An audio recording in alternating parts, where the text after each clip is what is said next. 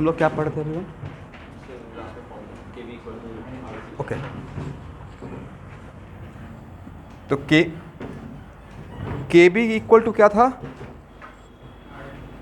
R T not square by 1000 LV, 1000 LV, जहाँ पे LV क्या था? Latent heat of vaporisation, correct?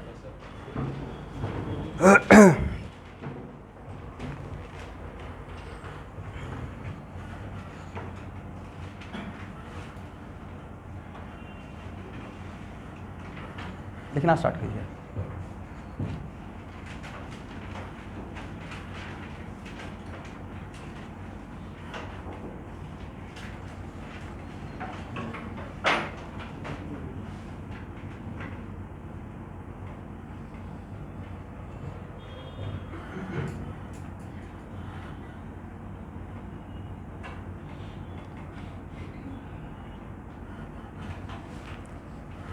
देखिए, एंट्रोपी का मोटा मोटी मीनिंग क्या है? Randomness, degree of what? तो ये तो हम लोग, जो लोग नहीं जानते हैं उनके लिए, एंट्रोपी का मतलब होता है, जब कैसे मैंने क्लास में इन किया तो आप लोग का पूरे क्लास का एंट्रोपी कम हो गया, ऑर्डर में हो गए, क्लास से बाहर थे तो रैंडम था। तो वैसे जितना ज़्यादा रैंडमनेस रहेगा उतना ही एंट्रोपी ज़्यादा रहेगा सिस्टम का। इसका मतलब मूवमेंट का डिग्री ऑफ फ्रीडम। तो किसी मॉलिक्यूल का गैस फेज में मूवमेंट का डिग्री ऑफ फ्रीडम और लिक्विड फेज में कहाँ पे ज़्यादा रहेगा? गैस में ज़्यादा रहेगा। सॉलिड और लिक्विड में किस में ज़्यादा रहेगा? लिक्विड में। सॉलिड में क्या रहेगा सर? मूव ही नहीं करेगा, वाइब्रेट कर सकता है अपने पॉइंट के अबाउट, लेकिन मूव नहीं करेगा। तो इतना तो पता है ना कि गैस का एंट्रोपी लिक्विड के रिस्पेक्ट में ग्रेटर या greater greater greater greater greater greater रहेगा। इसका मतलब है लिक्विड से अगर वेपर फेज में जा रहे हैं,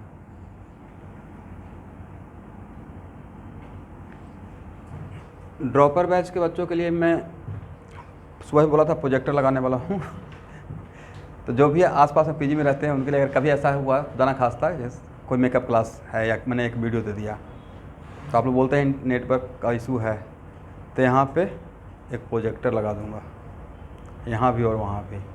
आराम से यहाँ पे तो बैठ के क्लास कर सकते हैं ना, बड़ा बोर्ड रहेगा। ऐसा सारा क्लास नहीं होगा, लेकिन कभी ऐसा होता है ना कि तबीयत ख़राब है, क्लास मिस नहीं होना चाहिए, मेरे पास चीज़ें अवेलेबल है, तो उस टाइम पे तो कर सकते हैं। तो यहाँ देखिए, इसका मतलब है कि ए मेरा इनिशियल, ए फाइनल, तो क्या डेल्टा एस पॉजिटिव बोल सकते हैं? करेक्ट। इस और यहाँ से यहाँ तक जाने का मतलब क्या है? वेपोराइजेशन।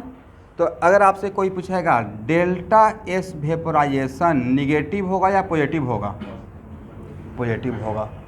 वजह, जब डेल्टा एस वेपोराइजेशन निकालेंगे तो entropy of gas minus entropy of liquid, और ऑब्वियसली इसका वैल्यू इससे बहुत बहुत बहुत ज़्यादा रहेगा।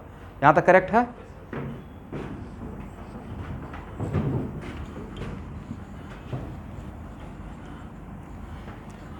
और जिस सॉल्यूशन के लिए आप कॉलिगेटिव प्रॉपर्टी पढ़ रहे हैं उसमें क्या है? Solute and solvent. और सॉल्यूट क्या है? नॉन वोलेटाइल है। सॉल्यूट क्या है? Non volatile. तो मान लेते हैं कि ए मेरा सॉल्यूट है, लिखते जाइएगा, अब बी सॉल्वेंट है।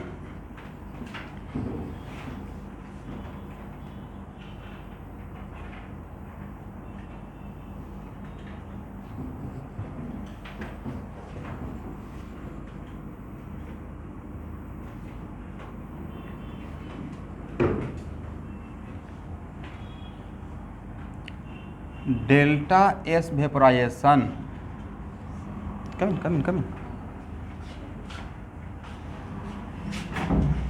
सॉल्वेंट, और डेल्टा एस वेपोराइजेशन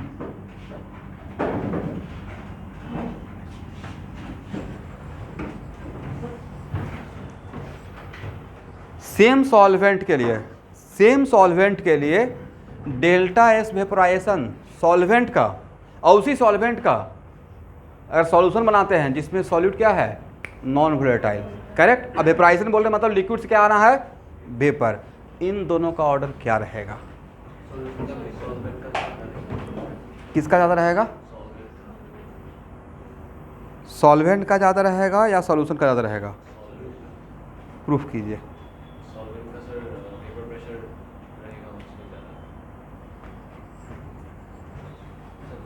मतलब इस ये आएगा ऑब्जेक्टिव, ये जो मैं दे रहा हूँ मतलब ऑब्जेक्टिव आने वाला है। एक्चुअल में it is very important to note that जहाँ पे फेज का ट्रांसफॉर्मेशन होता है उस टाइम पे हम लोग उसको बीच में इक्विलिब्रियम मानते हैं। क्या मानते हैं, तो फेज ट्रांसफॉर्मेशन के टाइम पे ऐसे आप इस इक्वेशन से तो सेकेंड लॉ ऑफ थर्मोडायनामिक्स में वाकिफ होंगे, और नहीं जानते हैं तो आज के पास जानिए कि ऐसा एक इक्वेशन होता है, delta G equal to delta H minus T delta S, right. और जहाँ पे फेज का फेज ट्रांसफॉर्मेशन होता है वहाँ पे डेल्टा जी क्या लेते हैं, 0।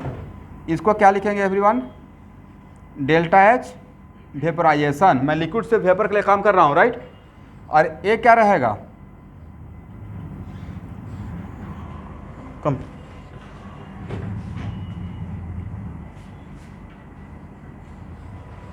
देखिए मैंने क्या सही लिखा, करेक्ट।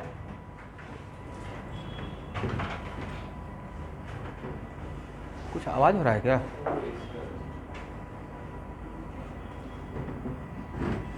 तो डेल्टा एस वेपोराइजेशन यहाँ तक आइए, ये आपके लिए थ्योरी बन गया।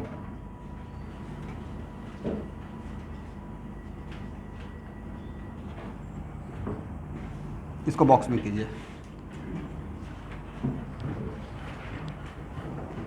मैंने यहाँ तक थ्योरी पढ़ाया और ये थ्योरी पढ़ाने का पीछे मेन मकसद था, मुझे इन दोनों के बीच का ऑर्डर चाहिए।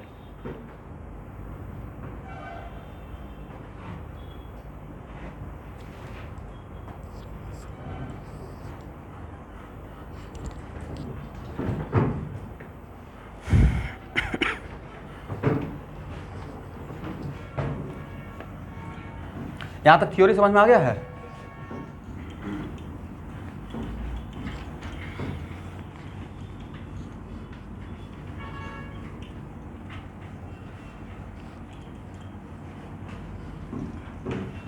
चलिए स्टूडेंट,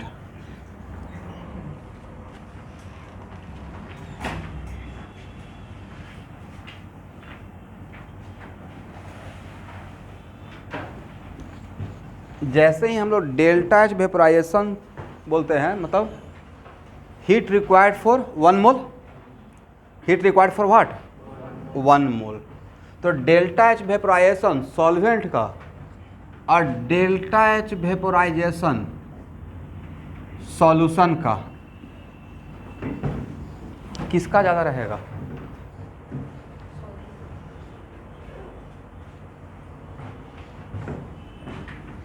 दोनों का इक्वल रहेगा, यही इसमें ट्रिक था। एक मिनट, सॉल्वेंट लेते हैं 1 मोल जाएगा, कौन जाएगा, सॉल्वेंट। सॉल्यूशन लेते हैं 1 मोल जाएगा, सॉल्वेंट जाएगा, राइट। जाना तो सॉल्वेंट को है, right.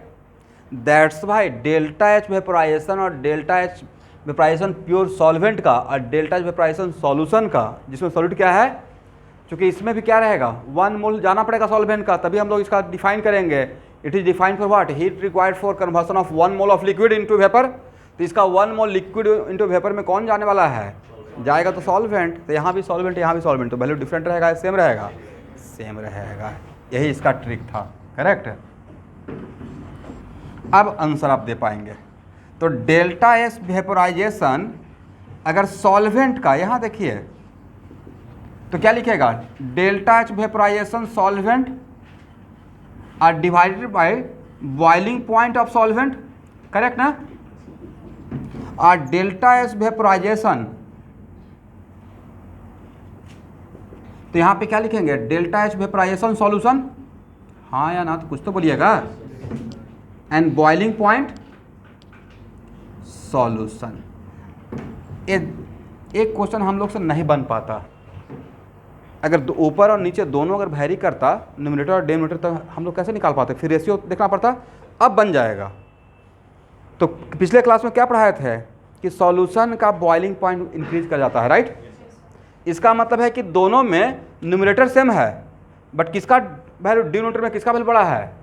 Elevation in boiling point, right. तो ए वैल्यू बड़ा रहेगा, ए वैल्यू क्या रहेगा? छोटा रहेगा। दिस इज द रीजन कि किसका इंट्रोपी ज़्यादा रहेगा, इसका इंट्रोपी कम रहेगा, इसका चेंज ऑफ इंट्रोपी कम और इसका चेंज ऑफ इंट्रोपी ज़्यादा। यहाँ से आंसर दे सकते हैं अब। इसका मतलब फ्रॉम ए ऑब्जेक्टिव आ जाएगा, ठीक है, या स्टैंडर्ड लेवल का ऑब्जेक्टिव हो जाएगा आपके लिए। From first and second, delta S vaporisation solvent greater than. Online student समझ में आया मैंने क्या बोला? ओके, ये लिख लीजिए।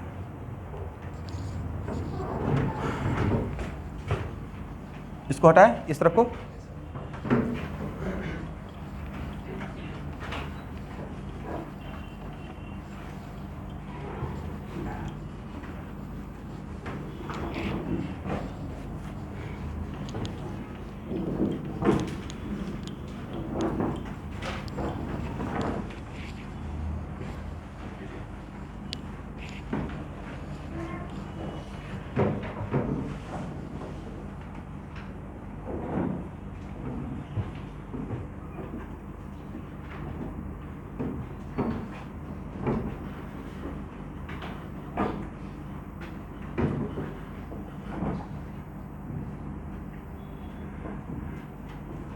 यही बोलेंगे ना।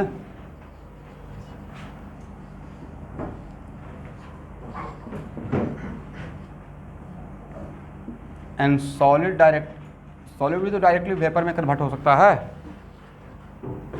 वेपर। तो यहाँ पे क्या बोलेंगे?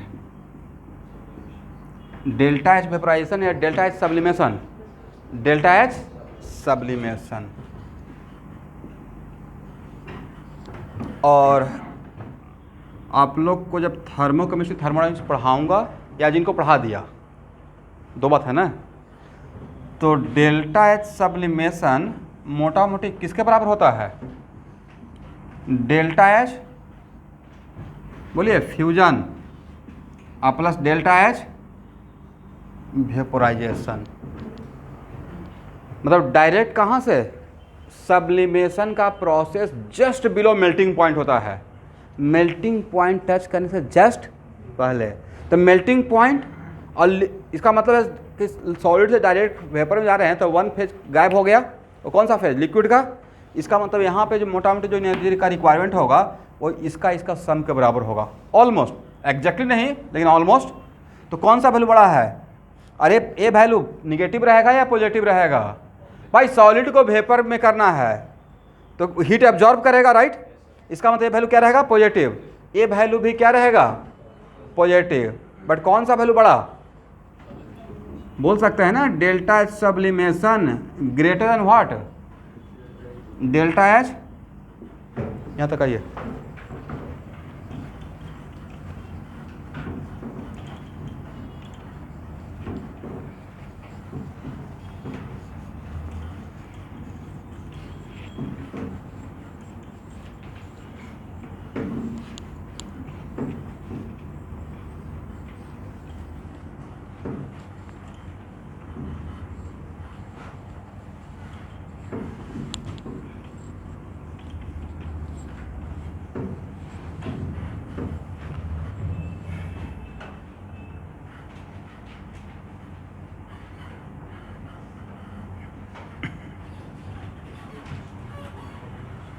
यहाँ देखिए,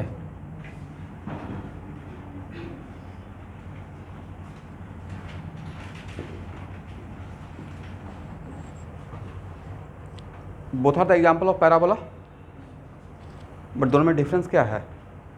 अगर दो मैं ग्राफ ड्रॉ कर रहा हूँ,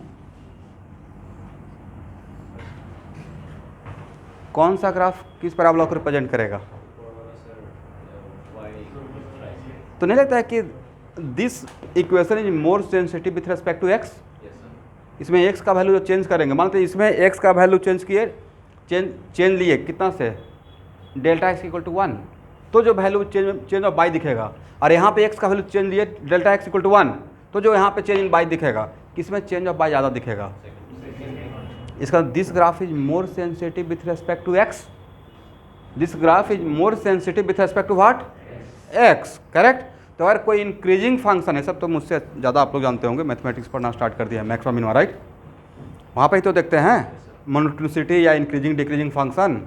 इसका मतलब है कि जिसका अगर इंक्रीजिंग फंक्शन है तो जिसका स्लोप ज़्यादा रहता है वो ग्राफ हॉरिजॉन्टल एक्सिस के कोऑर्डिनेट के रेस्पेक्ट में ज़्यादा सेंसिटिव होता है। सेंसिटिव मतलब उसका छोटा वैल्यू चेंज करते हैं तो बाई में बड़ा चेंज दिखता है, करेक्ट ना, समझ गए।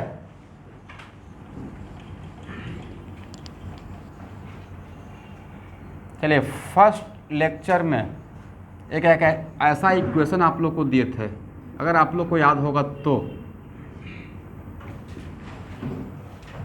Correct, P equal to P naught e के power minus delta H by R T. अब यहाँ पे सपोज कीजिए कि अगर मैं सॉलिड डायरेक्टली कन्वर्टेड इनटू अगर वेपर का बात करूँगा, सॉलिड अगर डायरेक्टली वेपर में कन्वर्ट हो रहा तो वो भी तो अपना वेपर प्रेशर क्रिएट करेगा, राइट। मान लेते हैं कि कपूर को किसी कंटेनर में डाल के छोड़ दिए, जो हम लोग पूजा में यूज़ करते हैं, वो सब्लिमेट करता है, वो वेपर बनाएगा, राइट। तो वहाँ भी तो उसका प्रेशर क्रिएट होगा। या इवन आइस क्यूब, उसका तो एक साथ दो काम होते रहता है, मेल्ट भी करता रहता है, वेपर भी बनते रहता है, राइट। बट जो डायरेक्टली सब्लिमेट ही हो रहा हो, तो सॉलिड से डायरेक्ट वेपर के लिए अगर ये इक्वेशन लिखना रहेगा तो क्या लिखेंगे, P equal to P naught e to the power sublimation by what, R T. यहाँ तो किसी को प्रॉब्लम, और अगर लिखिए भाई प्रॉब्लम क्या है।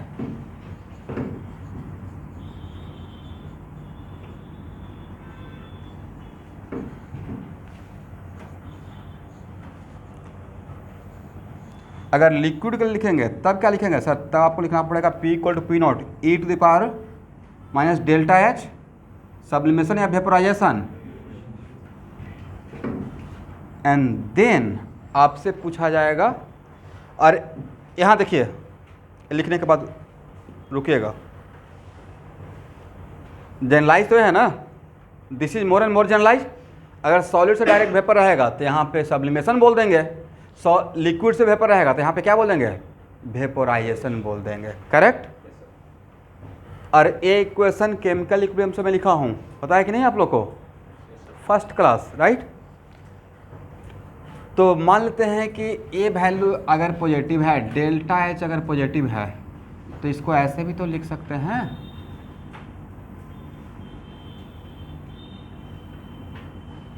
अब एक मिनट, टी इंक्रीजेज, तो एक रफ वर्क कर लेते हैं, तो ए वैल्यू डिक्रीजेज, ये छोटा वाला सर्किल, और छोटा वाला सर्किल डिक्रीजेज तो ये भी, ए सर्किल भी डिक्रीजेज, तो ए इंक्रीजेज।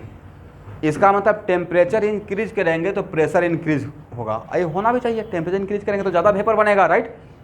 तो temperature increases then pressure is also increase. इसका मतलब क्या है, it is the example of increasing function, it is the example of what. But इस इक्वेशन में कि कौन सा किसका pressure is more sensitive with respect to temperature, अब समझ में आ गया मैंने क्या बोला। इसमें which one is more sensitive with respect to what, temperature.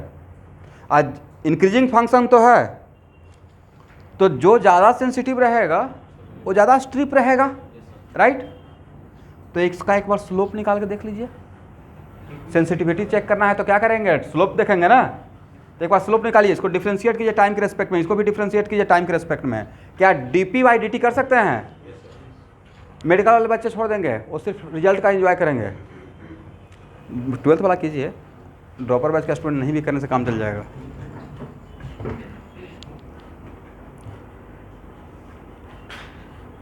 क्योंकि इसको समझिएगा तभी मैं डिप्रेशन इन फ्रीजिंग पॉइंट समझा पाऊंगा।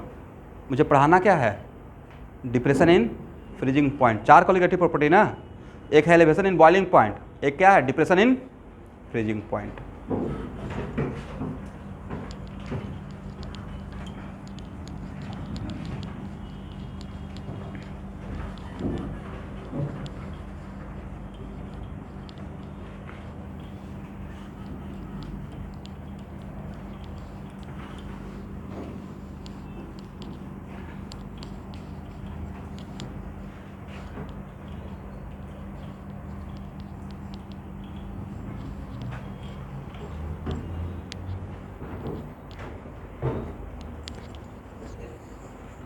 हो गया।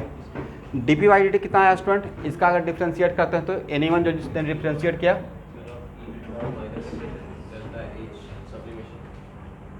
P equal to P naught e to the power sublimation, और ड्रॉपर बैच को तो डिफ्रेंशिएशन में पढ़ा ही रहे थे राइट। डेल्टा एच बाई क्या आर टी स्क्वायर है, delta H by R T square, correct ना। देखिए एटेक, अब यहाँ देखिए एक जनरलाइज किया था। अब D P by D T अगर एक हम लोग सब्लिमेशन के लिए काम करते हैं, स्लोप निकालते हैं, तो यहाँ पे क्या लिखते हैं, delta H sublimation by R T square P, इस पूरे को क्या पी बोलते हैं, इस पूरे को क्या बोलते हैं पी, और D P by D T vaporisation right, equal to, तब यहाँ पे क्या रहेगा delta H vaporisation by R T square, क्या मैंने सही लिखा। तो भाई मान लेते हैं कि at the same temperature and pressure, ध्यान से देखिएगा, at the same temperature and pressure किसका स्लोप ज़्यादा रहेगा, at the same temperature and pressure, अगर स्लोप को कंपेयर किया जाए, प्रेशर भी सेम कर दिया और टेम्परेचर भी सेम कर दिया है, तो किसका स्लोप ज़्यादा रहेगा, इसका स्लोप, इसका सॉलिड से लिक्विड, सॉलिड से वेपर बनने का स्लोप ज़्यादा रहेगा राइट। इसका मतलब इसका ग्राफ ज़्यादा स्ट्रिप रहेगा। ऐसा और ऐसा दो ग्राफ है, कम इन, एक ग्राफ और इस ग्राफ में, दो ग्राफ अगर आपको दे दिए हैं तो कौन सा ग्राफ सॉलिड से वेपर को रिप्रेजेंट करेगा और कौन सा ग्राफ लिक्विड से वेपर को रिप्रेजेंट करेगा, ए सॉलिड से वेपर, हाँ बोलिए।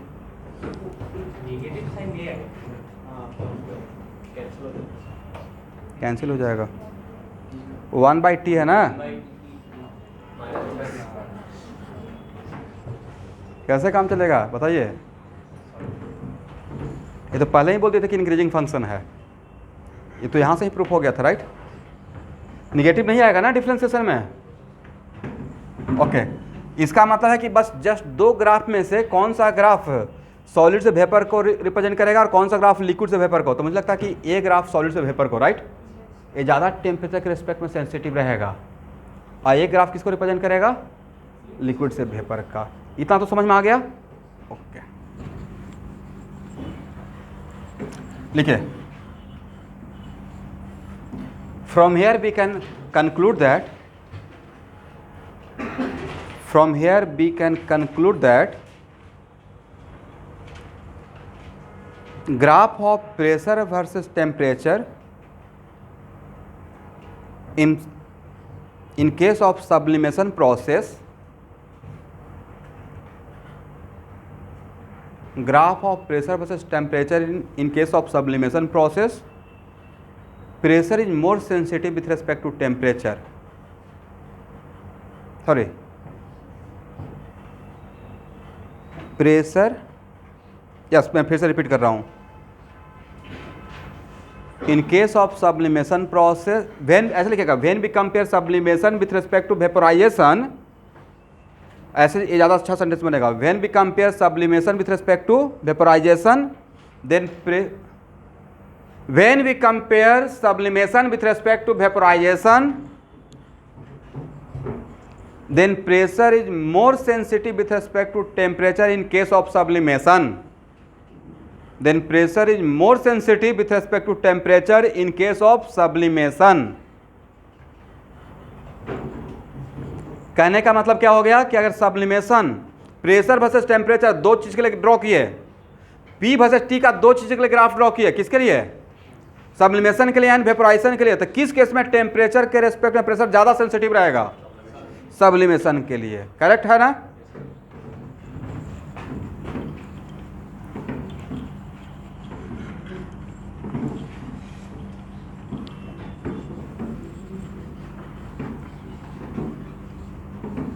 अब मेरे साथ सब लोग बोलेंगे नॉन वोलेटाइल सॉल्यूट का क्या कैरेक्टर होता है? Non volatile solute neither freezes nor वेपोराइजेस।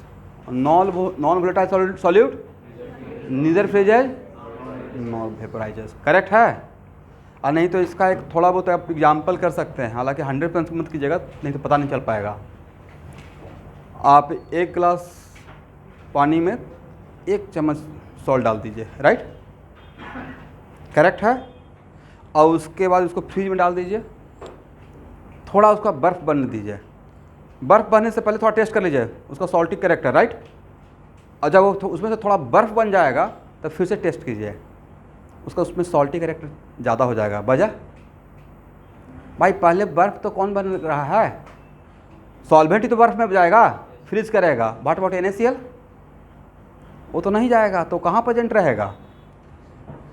वो जब तक लिक्विड है तब तक किस फॉर्म में रहेगा? सॉल्यूशन के फॉर्म में। तो नहीं तो sir it is kind of concentration जैसा हो जाएगा। It is kind of what? आप लोग समझे मैंने क्या बोला? क्या समझे? कोई एक सॉल्यूशन बना है, राइट? किसका? NaCl और वाटर का। और NaCl क्या है? नॉन वोलेटाइल, तो फ्रीज भी नहीं होगा, राइट? तो जो इनिशियल सॉल्यूशन था उसका, उसमें से some of the liquid converted into ice, तो आइस में जाएगा कौन? ऐसा नहीं कि सर NaCl भी जाएगा, वाटर जाएगा, राइट? तो मान लेते हैं कि पहले 1 kg वाटर में 2 मोल NaCl था। अब 1 kg वाटर लिक्विड फॉर्म में, अब उसमें से ½ kg वाटर बन गया बर्फ, तो बाकी बचा कितना? तो 1 kg वाटर था ना, मान लेते उसको 200 ग्राम बन गया बर्फ, आइस। 800 ग्राम ऑफ वाटर बचा, लेकिन नंबर ऑफ मोल उसको लिक्विड फॉर्म में कितना रहा? 2 ही रहा। तो कॉन्सेंट्रेशन कम हुआ या ज़्यादा हो गया? ये भी एक तरीका है कॉन्सेंट्रेशन इंक्रीज करने का। करेक्ट? तो जो बोले हैं उस पर क्वेश्चन दिया हुआ है एक्सरसाइज में, जो बोला गया है उसमें ये मैं बताऊंगा। चलिए, तो लेट अस सपोज हम लोग एक ऐसा काम कर रहे हैं जिसमें मुझे ग्राफ ड्रॉ करना है लिक्विड से वेपर का।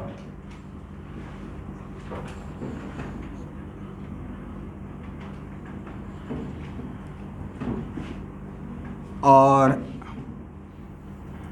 सॉलिड से वेपर का। किसका किसका ग्राफ ड्रॉ करना है? लिक्विड से वेपर का, सॉलिड से वेपर का, और सेम कंपाउंड का। सेम कंपाउंड मान लेते हैं, लेट अस सपोज वाटर।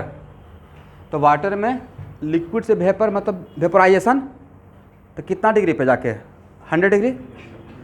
तो लिक्विड से वेपर का हम लोग P वर्सेस T का, और सॉलिड से वेपर का तो क्या रहेगा? आई से डायरेक्ट वेपर। तो ये जो ग्राफ का पैटर्न देखा गया है,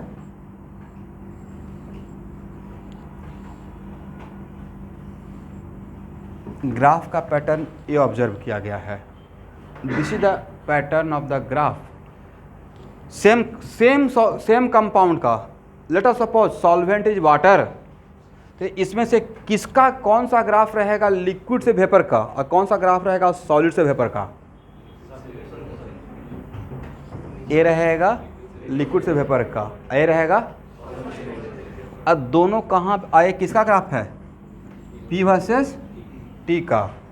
अब दोनों कहाँ पे इंटरसेक्ट किया? यहाँ पे दोनों एक दूसरे का क्या किया है? और ऐसा इंटरसेक्शन होता है, मैं खुद की तरफ से नहीं किया हूँ, राइट? इसका मतलब, और it is very important to note that this is the definition of freezing point. Freezing point का डिफिनेशन है किसी लिक्विड के लिए, उस लिक्विड का, करेक्ट, सॉलिड का वेपर प्रेशर और लिक्विड का वेपर प्रेशर जिस टेम्परेचर पे इक्वल हो जाता है, सॉलिड का वेपर प्रेशर और लिक्विड का वेपर प्रेशर जिस टेम्परेचर पे इक्वल हो जाएगा वही टेम्परेचर मेरा क्या है, फ्रीजिंग पॉइंट। और इक्वल होने के लिए इंटरसेक्ट करना पड़ेगा। दोनों ग्राफ साथ में चलेगा क्या, लेकिन कहीं एक पॉइंट पे इंटरसेक्ट हुआ होगा तभी तो फ्रीजिंग पॉइंट का डिफरेंशन आया। अतः फ्रीजिंग पॉइंट का डिफरेंशन डिफाइंड रहता क्या, अगर फ्रीजिंग पॉइंट का डिफरेंशन दिया गया किसी लिक्विड के लिए कि the temperature at which vapour pressure of solid becomes equal to vapour pressure of liquid, इसका मतलब डैम से और दोनों ग्राफ कहीं पे क्या कर रहा है, इंटरसेक्ट कर रहा है। तो ए पॉइंट क्या रहेगा, फ्रीजिंग पॉइंट, करेक्ट। अब समझिए दोनों ग्राफ में क्यों समझा रहा था। एक किसका ग्राफ रहेगा, सॉलिड का, और एक किसका ग्राफ रहेगा, लिक्विड का। और दोनों में से कौन सा ग्राफ का स्लोप ज़्यादा है, इसका स्लोप ज़्यादा है, इसका स्लोप कम है। यहाँ तक समझ में आया। इस बात के लिए मेरे ऊपर ट्रस्ट कर लीजिए कि इंटरसेक्ट करता है, क्योंकि डिफिनेशन है फ्रीजिंग पॉइंट का। मैं फ्रीजिंग पॉइंट का डिफिनेशन यहाँ पर डिफाइन करूँगा। बट यहाँ देखिए, ध्यान से देखिएगा, it is very important to note that यहाँ पे क्या रहेगा, एक कौन सा पाथ है, सॉलिड का ना, यहाँ से यहाँ तक एक्चुअल में सॉलिड का ही, सॉलिड से ही वेपर बन रहा है। किससे बन रहा है, यहाँ से यहाँ तक आए, करेक्ट। अब लेटेस्ट सपोज यहाँ पे आ गए तो ये कौन सा पॉइंट है, बट जिधर जा रहे हैं वो actually it is kind of melting point. एक कौन सा पॉइंट, इधर से आते रहेंगे तब ना फ्रीजिंग, इधर जा रहे हैं तो क्या हो जाएगा फ्रीजिंग पॉइंट। अब मेल्टिंग पॉइंट अलग पॉइंट है, सेम पॉइंट, सेम पॉइंट है। अगर मेल्ट कर रहा है तो उसको क्या बोल देंगे, फ्यूजन, मतलब मेल्टिंग पॉइंट। उल्टा आएंगे तो क्या बोलेंगे, फ्रीजिंग पॉइंट। बट यहाँ आने के बाद late us suppose for moment आप वाटर के लिए काम कर रहे हैं, किसके लिए काम कर रहे हैं, तो वाटर के लिए -20 डिग्री से चले। आपने अपना सफ़र कहाँ से स्टार्ट किया, -20 से 0 तक। कौन सा रास्ता पे रहेगा, उसका vapour press P versus T का ग्राफ, ये ग्राफ ना। बट जैसे ही 0 डिग्री से पे आए तो वहाँ तो पहले मेल्ट करेगा। क्या करेगा, मेल्ट करने के बाद ये रास्ता पे जाएगा या इस रास्ते पे, ए पे। तो एक्चुअली देखते होंगे कि ग्राफ ऐसा आप एनसीईआरटी में देखिएगा, ऐसा ग्राफ मिलेगा आपको, डिप्रेशन ऑफ फ्रीजिंग पॉइंट का। ऑब्जर्व किए हैं, ऐसे और ऐसे। और हम लोग क्या करते हैं, उसको रट लेते हैं, शायद ऐसा ही होता है। अभी समझे ऐसा क्यों होता है, समझे क्यों होता है। यहाँ देखिएगा,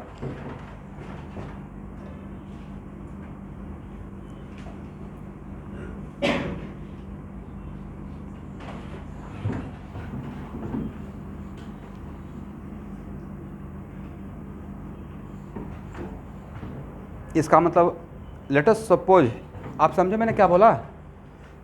अगर वाटर का ही एग्जांपल लेते हैं H2O का, और -20 डिग्री से अगर स्टार्ट करते हैं तो -20 से 0 मतलब सॉलिड रहेगा। और अगर 0 पे आकर सपोज कि जो मेल्ट कर रहा है, तो मेल्ट करने के बाद क्या हो जाएगा, लिक्विड।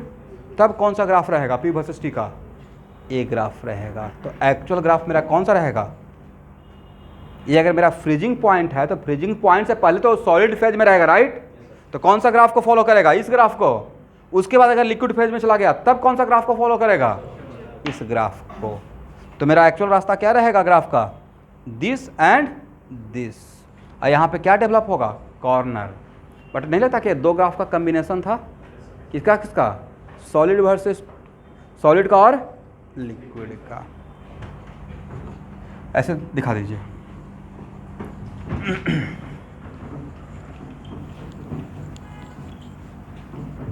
एक किसका ग्राफ है, सॉलिड के वेपर का, राइट।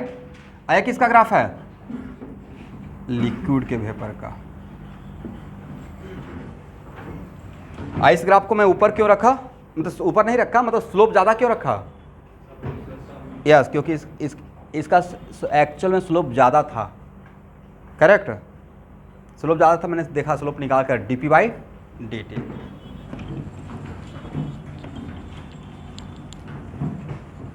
तो पहले तो आप लोग लिखिए डिफिनेशन। मेरा मेन हेडिंग रहेगा depression in freezing point. This is the third colligative property, depression in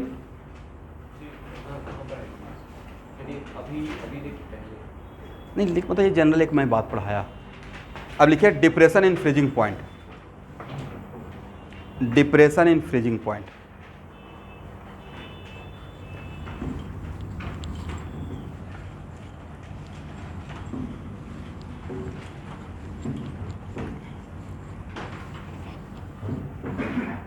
उसमें सबसे पहले डिफाइन करना चाहिए फ्रीजिंग पॉइंट को।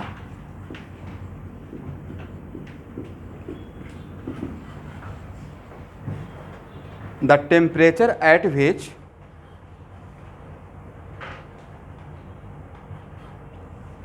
vapor pressure of solid,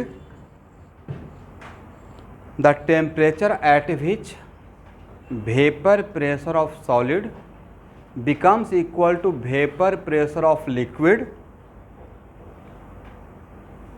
the temperature at which vapor pressure of solid becomes equal to vapor pressure of liquid is called freezing point.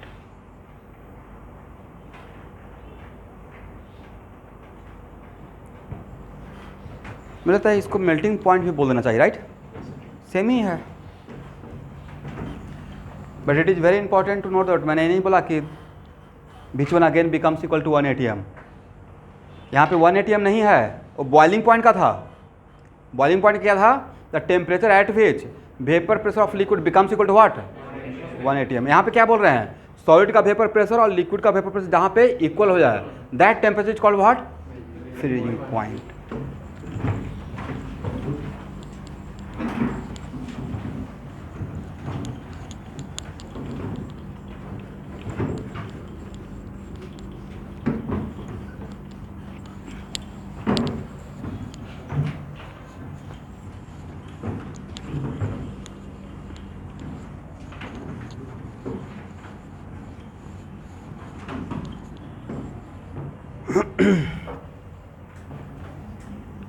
Old batch का student, कल test रहेगा, full and final है, announcement है, और उसमें medical के बच्चे अगर आना चाहते हैं मोस्ट वेलकम।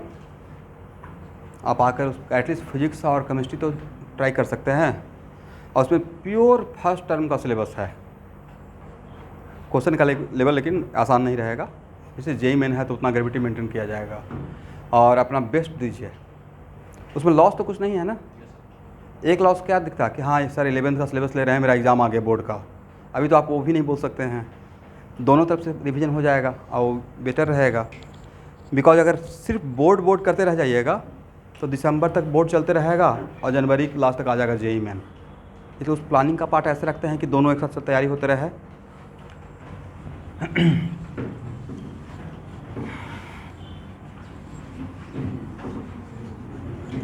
चलिए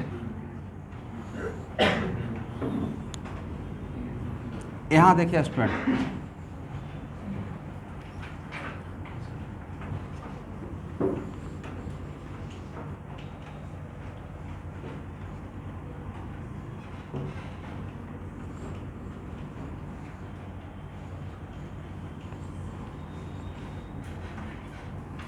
प्लीज़ बात मत कीजिएगा, काइंड रिक्वेस्ट है।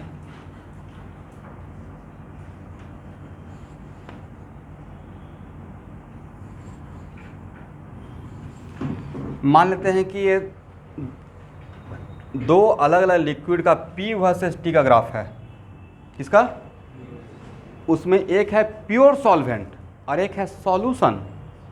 एक है प्योर सॉल्वेंट और एक क्या है? सॉल्यूशन। कौन सा ग्राफ प्योर सॉल्वेंट का रहेगा? ये तो मैं ही बता दिया। स्लोप, इसका मतलब है कि प्योर सॉल्वेंट का भाई वोलेटाइल कैरेक्टर ज़्यादा रहता है। कल के क्लास में ही तो दिखाए थे, पिछले क्लास में एलिवेशन इन बॉइलिंग पॉइंट में, राइट? इसका मतलब एक किसका रहेगा? दोनों लिक्विड का ही है। लिक्विड का vapour pressure versus temperature, liquid का वेपर प्रेशर वर्सेस, तो प्योर लिक्विड का vapour pressure versus temperature graph ऊपर होता है और सॉल्यूशन का नीचे होता है। करेक्ट है ना? वोलेटाइल नेचर कम होता है, दैट्स वाई एक किसका रहेगा? सॉल्वेंट का। तो एक किसका रहेगा स्टूडेंट? सॉल्यूशन का। और दोनों किस फेज का?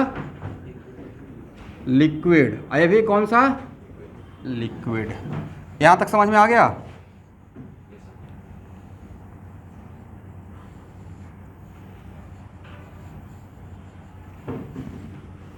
आप ड्रॉ करते रहिए, थोड़ा सा मैं ग्राफ को और अच्छे से नीट एंड क्लीन करता हूँ।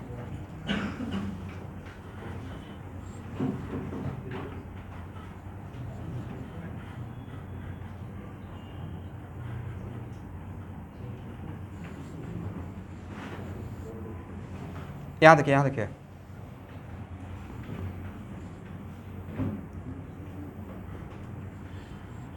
It is very important to note that pure solvent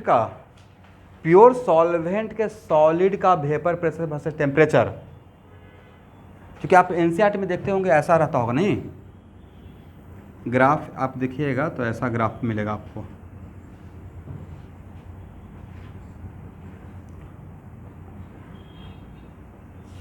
अरे प्योर सॉल्वेंट का P वर्सेस T का है, प्योर सॉल्वेंट का सॉलिड फेज का, प्योर सॉल्वेंट का, अभी जस्ट एक ग्राफ दिखाया था ना आप लोग को, जस्ट लाइक दिस, राइट, इस टाइप का एक ग्राफ दिखाए थे। तो ऐसे ही एक प्योर सॉल्वेंट का सॉलिड का, प्योर सॉल्वेंट के सॉलिड का, सॉलिड फेज का प्रेशर वर्सेस टेम्परेचर मतलब सब्लिमेशन का, राइट, और ये प्योर सॉल्वेंट का लिक्विड का ग्राफ है, तो दोनों यहाँ पे इंटरसेक्ट किया है, करेक्ट। तो ये क्या हो गया, this is the freezing point of solvent, this is the freezing point of what, solvent. But solution का ग्राफ यहाँ पे ऊपर जाके कट कर रहा है या नीचे, इस ग्राफ को नीचे। बट मुझे अपने टाइम पे कन्फ्यूजन ये हुआ था कि सर सॉल्वेंट के लिए जो सॉलिड का ग्राफ था और सॉल्यूशन के लिए, दोनों के लिए सेम सॉलिड का ग्राफ सेम ले लिए, हाँ या ना, क्यों, यस, सॉल्यूशन अगर आप बनाते भी हैं और उसको अगर फ्रीज करते हैं तो उसमें सॉलिड फ्रीज होगा क्या, या प्योर सॉल्वेंट ही फ्रीज होगा, because non volatile solute neither freezes nor vaporises. अगर उसको हम लोग फ्रीज भी करते हैं, उसका सॉलिड फेज लेते हैं, तो सॉल्यूशन का सॉलिड फेज में कौन जाएगा, बोलिए भाई, सॉल्यूशन का सॉलिड फेज में कौन जाएगा, सॉल्वेंट, और सॉल्वेंट का सॉलिड फेज में कौन जाएगा, सॉल्वेंट। तो दोनों का सॉलिड फेज अलग है या सेम है, सेम है। दिस इज द रीजन कि चाहे सॉल्वेंट हो या सॉल्यूशन हो, दोनों का सॉलिड फेज का ग्राफ डिफरेंट रहेगा या सेम रहेगा, सेम रहेगा। तो पता नहीं आप लोग को कन्फ्यूजन हुआ होगा या नहीं हुआ है, बट मुझे अपने टाइम पे कन्फ्यूजन हुआ था कि ठीक है इसका तो समझ में आ गया, बट सॉल्यूशन का भी ग्राफ इसी को आके इंटरसेक्ट कर रहा है, और उसके लिए हम लोग दोनों के लिए सेम ग्राफ यूज कर रहे हैं सॉलिड फेज का। वजह क्या था, एक लाइन का कॉन्सेप्ट था, non volatile solute neither freezes nor vaporises. Solution को भी अगर हम लोग फ्रीज करेंगे तो उसका सॉल्वेंट मॉलिक्यूल से फ्रीज होगा, राइट, और अगर सॉल्वेंट को फ्रीज करेंगे तो भी उसका क्या होगा, उसी का मॉलिक्यूल फ्रीज होगा। दिस इज द वजह कि दोनों के लिए, चाहे सॉल्वेंट या सॉल्यूशन के लिए, दोनों के लिए सॉलिड का ग्राफ सेम रखते हैं, राइट। तो अब इसका वेपर, इसके लिक्विड का वेपर प्रेशर जहाँ पे इंटरसेक्ट करेगा वो इसका फ्रीजिंग पॉइंट रहेगा, और इसका लिक्विड का वेपर प्रेशर जहाँ पे इंटरसेक्ट करेगा वो क्या रहेगा, प्योर सॉल्वेंट का फ्रीजिंग पॉइंट रहेगा। तो बताइए, ये ग्राफ इस ग्राफ से नीचे है ना, तो ये और इसको नीचे आकर इंटरसेक्ट करेगा, राइट, दैट्स वाई एक फ्रीजिंग पॉइंट किसका रहेगा, यस, फ्रीजिंग पॉइंट ऑफ,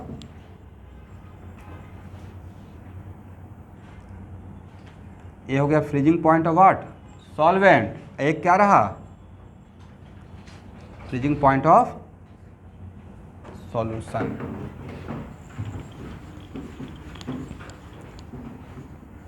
देखिए ऐसा नहीं कि एनसीईआरटी मैं फॉलो नहीं करता हूँ, एनसीईआरटी में ऐसे ही दिखाया रहता है, ठीक है,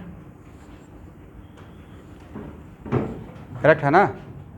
डिप्रेशन इन फ्रीजिंग पॉइंट के लिए ऐसे और ऐसे, इसी को क्या बोल दिया जाता है, depression in freezing point, correct. तो अब बताइए, एक मिनट, अब यहाँ पर रुकना है, यहाँ तक समझ में आ गया। तो प्योर सॉल्वेंट के रेस्पेक्ट में, प्योर सॉल्वेंट के रेस्पेक्ट में सॉल्यूशन का फ्रीजिंग पॉइंट ज़्यादा हुआ या कम हो गया, कम हो गया। तो कम होने को क्या बोलते हैं, decrease depression in freezing point. और इसका सबसे बढ़िया यूज़ कहाँ किया जा रहा होगा, लेह लद्दाख बेस्ट यूज होता होगा। अगर सपोज कीजिए कि वाटर को, जनरली वाटर कितना डिग्री पे बर्फ़ बन जाएगा, और वहाँ पे अगर -10 डिग्री तक अगर इसको लिक्विड फॉर्म में आप रख पाते हैं, इवन -5 तक भी रख पाते हैं, तो बहुत बड़ा कंट्रीब्यूशन हो गया, तो कितना बड़ा काम हो गया, राइट। भाई पहले के ज़माना में, अभी तो बहुत हाई क्लास का, बहुत हाई लेवल का आ गया ना, BMW, बहुत सारा गाड़ी आ गया है। पहले के ज़माना में जो गाड़ी रहता था ना, आज से 30 ईयर्स पहले, उसमें रेडिएटर एक रहता था आगे में इंजन के पास, उसमें पानी डालना पड़ता था, पता है कि नहीं? और पानी का थोड़ा थोड़ा पार्टिकल्स इंजन को ठंडा करता था। पहले के ज़माने में एसी कहाँ था भाई।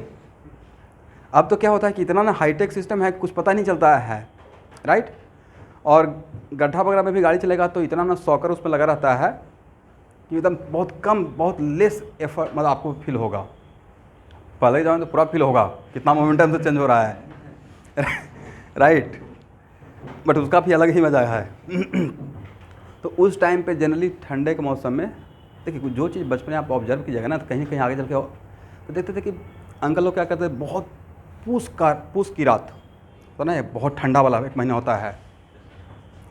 आप लोग हिंदी में नहीं जानते क्या? हिंदी चैत बैसाख जेठ आषाढ़ सावन भादो आश्विन कार्तिक अगहन पूस माघ फागुन, 12 महीना, राइट तो उसमें देखते थे कि इंजन स्टार्ट ही नहीं ले रहा है, वो बर्फ़ बन गया होगा तो देखते नीचे गर्म कर देते थे, आग जलाते थे ताकि वो लिक्विड फॉर्म में आएगा, तभी वो सर्कुलेट करेगा, इंजन स्टार्ट लेगा। तो अभी तो बहुत हाईटेक हो गया। तो उस टाइम पे अगर मैं कॉलिगेटिव प्रॉपर्टी पढ़े रहा था बोलता थोड़ा सा NaCl डाल दीजिए, राइट। दैट्स वाई को 0 डिग्री से बर्फ़ ना बन के -2 तक जाके बर्फ़ बने, राइट, करेक्ट ना। तो ये होता है, इसका मतलब जितना भी कॉलिगेटिव प्रॉपर्टी है वो एक्चुअली कहीं कहीं बहुत तरीके से यूज हो रहा है। हम लोग तो मार्क्स लाने के लिए पढ़ रहे हैं, बट वो सच में यूज हो रहा है। और वो लेह लद्दाख में तो पक्का यूज होता होगा। सपोज की जगह वाटर है तो उसमें थोड़ा NaCl डाल दिया, या नॉट NaCl कुछ और भी डाल दिए। सर एक काम करते हैं, बालू डाल देते हैं सोल्यूशन बनेगा ही नहीं भाई, वो प्रेसिपिटेट हो जाएगा। वो क्या डिप्रेशन फ्रीजिंग पॉइंट के लिए रिस्पॉन्सिबल रहेगा? नहीं रहेगा, सोल्यूशन में रहना पड़ेगा, राइट। इसका मतलब क्या हुआ कि डिप्रेशन इन फ्रीजिंग पॉइंट का डिफरेंशन क्या रहा?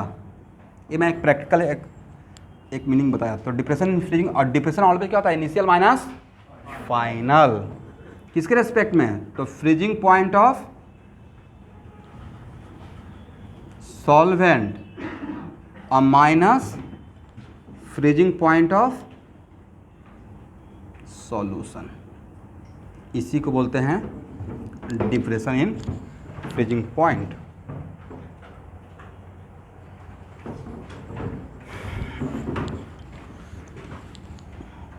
हो गया ना एवरीवन?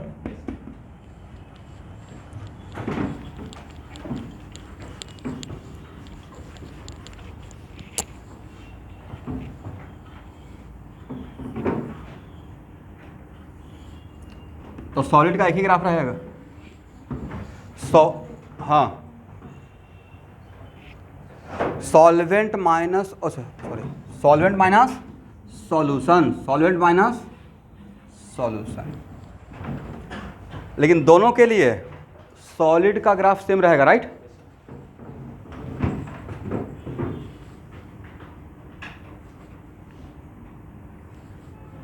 ए सॉल्वेंट, यहां देखिएगा एवरीवन, ए सॉल्यूशन फर्स्ट और ए सॉल्यूशन सेकेंड।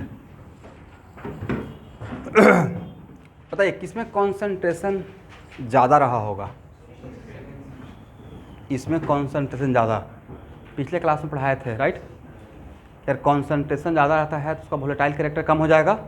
तो सॉल्वेंट का सॉल्वेंट एज ए लिक्विड के रेस्पेक्ट में इसका वोलेटाइल कैरेक्टर कम रहेगा, तो ग्राफ और भी गैप ज़्यादा होगा। इसका मतलब है कि इन दोनों का अगर मोलैलिटी का बात किया जाए, मोलैलिटी, तो molality of second, molality of second बोल सकते हैं, ग्रेटर मोलैलिटी ऑफ फर्स्ट। एक इसका फ्रीजिंग पॉइंट फर्स्ट, थोड़ा बहुत आप लोग भी बोला कीजिएगा भाई। सॉल्वेंट का एक इसका फ्रीजिंग पॉइंट ऑफ, बोलिए सॉल्यूशन फर्स्ट, सॉल्यूशन फर्स्ट, और एक इसका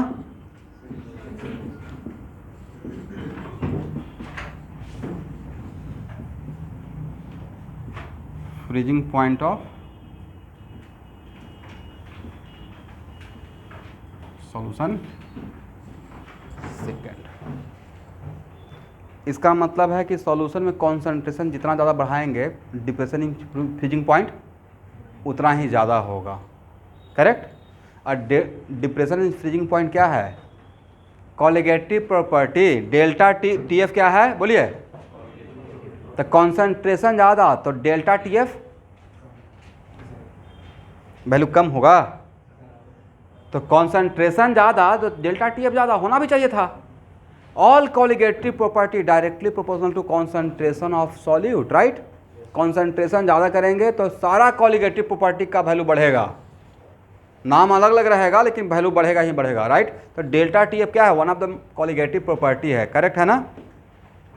तो ऐसा ऑब्जेक्टिव आएगा तो बन जाएगा, इसमें ऐसा ग्राफ रहेगा तो ये पूछा जाएगा इसमें किसका कॉन्सेंट्रेशन ज़्यादा है, करेक्ट।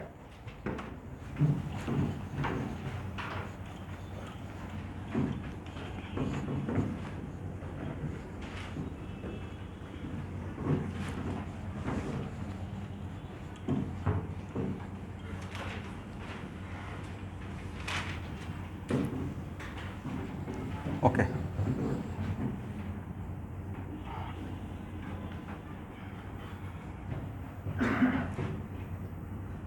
देखिए, इसमें ज़्यादा कुछ कहानी बनाने का रिक्वायरमेंट नहीं है, ठीक है। डेल्टा टी एफ एटलीस्ट अब ये बोल सकते हैं delta T f directly proportional to molality. तो delta T f equal to what? K f into m. ऐसा होता है क्योर कैसे छोड़ दीजिए, delta T f directly proportional to what? Molality. ये यहाँ से मैंने आपको समझाने की कोशिश किया, जिस सॉल्यूशन का कॉन्सेंट्रेशन ज़्यादा तो उसका सॉल्वेंट के रेस्पेक्ट में फ्रीजिंग पॉइंट और भी कम, मतलब ये गैप ज़्यादा, करेक्ट। के एफ को क्या पढ़ेंगे? पहला तो बात बोलेंगे कांस्टेंट ऑफ प्रोपोर्शनलिटी, और सेकंड क्या नाम रहेगा? Molar depression freezing constant. K B का नाम क्या था पढ़िए? Molar elevation boiling constant. ऐसा क्या पढ़ेंगे? मोलर डिप्रेशन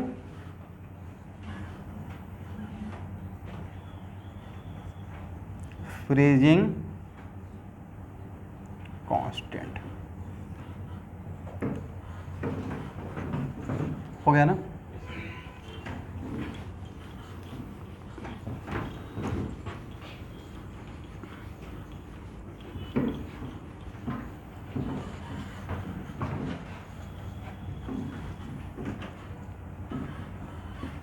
एक और लाइन लिखिएगा, Kb is the property of what? Kb किसका प्रॉपर्टी था? Kb is the property of solvent only. In similar fashion Kf is the, देखिए Kf is the property of solvent only, Kf is the property of solvent only. मतलब solvent को और constant रखते हैं और solid change कर रहे हैं तो Kf का वैल्यू चेंज नहीं होगा। और वाटर एज ए सॉल्वेंट है, उसमें NaCl डाल दीजिए या उसमें KBr डाल दीजिए, क्या Kf का वैल्यू चेंज होगा? क्योंकि सॉल्वेंट आपने change, same solvent same Kf, same solvent same Kf। Kb का वैल्यू क्या था एवरीवन? फार्मूला बोलिए था।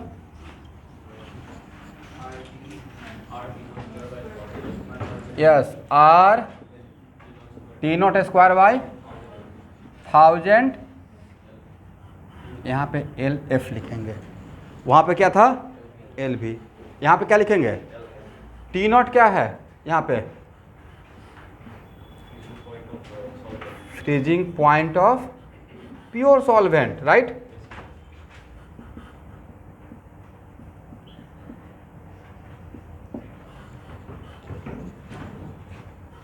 ओके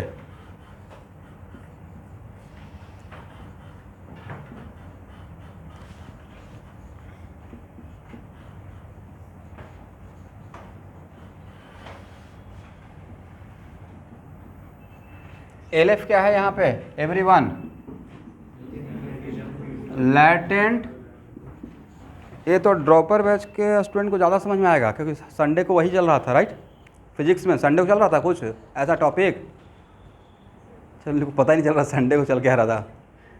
फिजिक्स में एक टॉपिक का स्टार्ट किया जिसका नाम है कैलोरीमेट्री, और उस पर कल प्रॉब्लम करवाऊंगा, इस टाइप का प्रॉब्लम जिसमें 1 kg ice at -20 degree C mix with 1 kg vapour at 120 degree C, then equilibrium का मिक्सचर क्या, इक्विलिब्रियम टेम्परेचर क्या रहेगा, और मिक्सचर में कितना वाटर रहेगा, कितना आइस रहेगा, कितना वेपर रहेगा, समथिंग लाइक। ये बहुत फेवरेट क्वेश्चन है, और उसमें बनाने का अलग तरीका होता है, मतलब उसमें क्रॉस चेक करना पड़ता है, अचानक से नहीं बन जाएगा। लिक्विड का लिक्विड मिलाइएगा तो बन जाएगा, आइस का वेपर से मिलाइएगा तो आपको रुकना पड़ेगा, प्रॉपर एनालाइज करना पड़ेगा। चलिए, तो ये क्या है, latent heat of,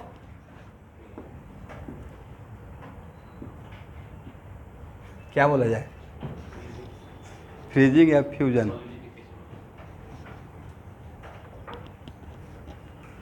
because value यहाँ पे पॉजिटिव लेंगे इसलिए फ्यूजन लिख देते हैं, ठीक है। फ्यूजन पर ग्राम।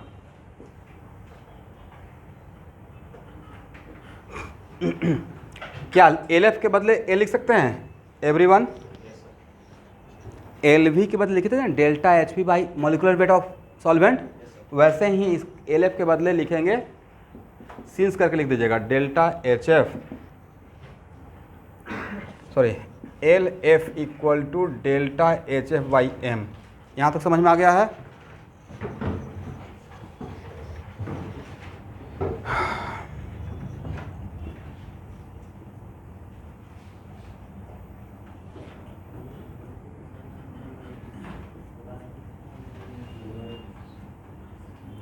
कुछ नहीं है, KB के जैसा ही डिराइव कर रहा हूँ, KB में डिराइव किए थे ना। बोलिए बोलिए, एम क्या है? मॉलिक्यूलर वेट ऑफ सॉल्वेंट, हम molar mass, molecular weight of लिख लीजिए, और उसी को क्या हम लोग R M T0 बाई 1000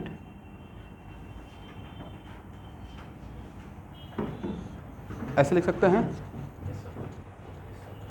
वहाँ पे क्या लिखे थे, डेल्टा SV, यहाँ पे क्या लिखेंगे, डेल्टा SF, मतलब change of entropy in fusion.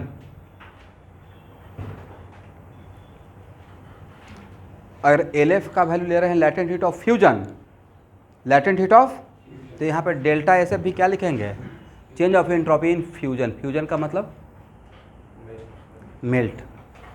देखिए बात तो एक ही है ना, 0 और 3 आले, राइट। इधर से जाएंगे तो कॉमर्स की तरफ, इधर से जाएंगे तो गणेश गुरु की तरफ। अगर इसको क्रॉस करना है तो बात तो यह है कि यहाँ पे क्रॉस की है, बट रास्ता उल्टा हो गया, मेल्ट करेंगे तो क्या हो जाएगा, तब उस टाइम पे बोलेंगे लैटेंट हीट ऑफ फ्यूजन, और उल्टा जाएंगे तो latent heat of what, freezing. But magnitude by तो सेम रहेगा, किस लॉ से, Hess law. This is one of the property of thermochemistry, right. A converted to B, अगर +20 जूल तो B converted to A -20 joule, यही था ना।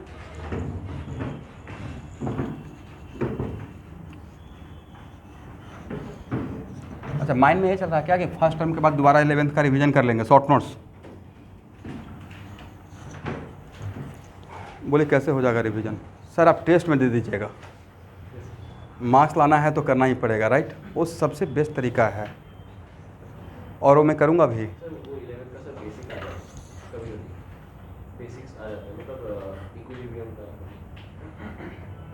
किसमें?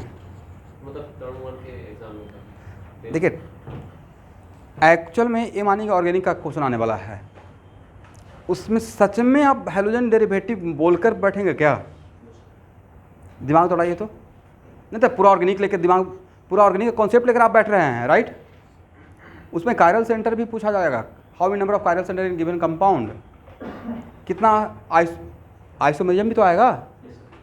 देन इसका मतलब है कि बाई फर्क मानते नहीं सर मुझे तो कॉलिगेटिव प्रॉपर्टी सिलेबस में मोल कॉन्सेप्ट क्यों पढ़ेंगे, मत पढ़िए। यहाँ देखिए मोल कॉन्सेप्ट नहीं पढ़ेंगे तो आप समझ लीजिए बिना मोल कॉन्सेप्ट कैसे समझिएगा, मोललिटी आ जाएगा, क्या कीजिएगा, राइट। इसलिए मोटा मोटी फाउंडेशन तो क्लियर होना पड़ेगा। ये तीनों याद रखिएगा, इसका यूज़ करूँगा। एक फार्मूला ये भी हुआ,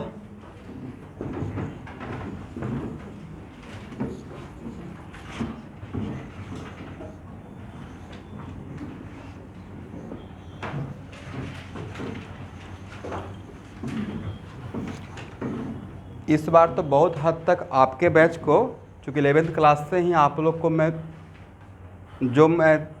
अपना फीडबैक देखा या जो मतलब मैं ऑब्जर्व किया एज ए टीचर, तो आपके बैच को उसी तरीके से मतलब डिविएट होने ही नहीं दिए।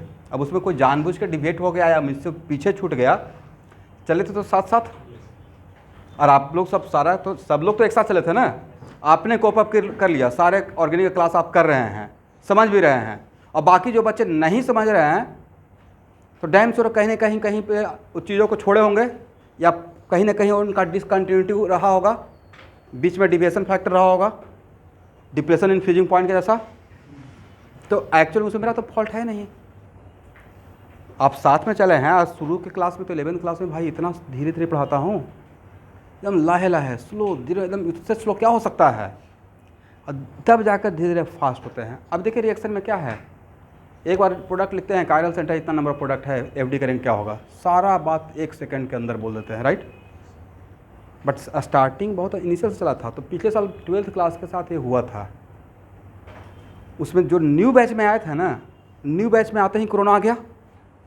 तो एक्चुअली मुझसे बिल्कुल भी, बहुत सारे स्टूडेंट पिछले साल 12th न्यू बैच में मुझसे पढ़ के चले गए, लेकिन मुझसे मिले ही नहीं।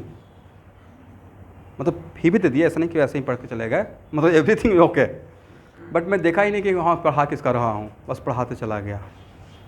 तो वो जब क्लास में नहीं फिजिकली आ रहे थे तो उनको तो यही लग रहा था कि क्लास 12th का अभी ऑर्गेनिक स्टार्ट नहीं हुआ है। आप ही लोग को जैसा मैं पढ़ा रहा था नोमेनक्लेचर से, राइट। तो they are waiting for what, कि जहाँ से हेलोजन डेरिवेटिव शुरू होगा वहाँ से मैं क्लास ज्वाइन कर लूँगी। जस्ट इमेजिन, हेलोजन डेरिवेटिव से आकर कोई मुझे पकड़ पाएगा? नहीं पकड़ पाएगा, उसको पता नहीं चलेगा मैं बोल क्या रहा हूँ, क्योंकि सारा स्टोरी तो पहले ही ख़त्म। अल्केन अल्किन अल्काइन तक तो कितना रिएक्शन पढ़ा देते हैं, रिएक्शन मैकेनिज्म तक सारा स्टोरी खत्म हो गया। उसके बाद तो हेलोजन डेरिवेटिव कहाँ ज़्यादा, कितना क्लास लगा था, बहुत कम क्लास, वेरी लेस क्लास। उसके बाद बेंजीन एंड इट्स रिएक्शन, अब क्या है पीछे का चीज़ को तो यहाँ पे बोल रहे हैं। तो एक कभी नहीं करना चाहिए, खास करके ऑर्गेनिक में, कि हाँ ये 11th का ऑर्गेनिक, ये 12th का ऑर्गेनिक। फिजिकल केमिस्ट्री में कर सकते हैं क्योंकि उसमें थोड़ा बाइफर्केट रहता है, बट ऑर्गेनिक भाई नहीं कर सकते हैं।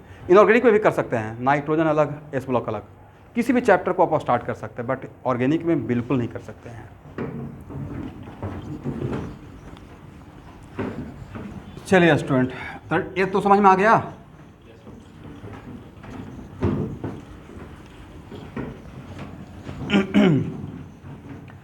नेक्स्ट यहाँ देखिए,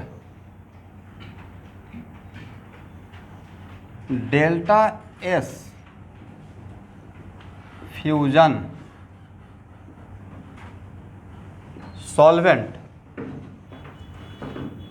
and delta S fusion, fusion समझ रहे हैं ना, कहाँ से कहाँ, सॉलिड से लिक्विड, तो यहाँ से यहाँ तक जाने को क्या बोलेंगे, फ्यूजन, राइट।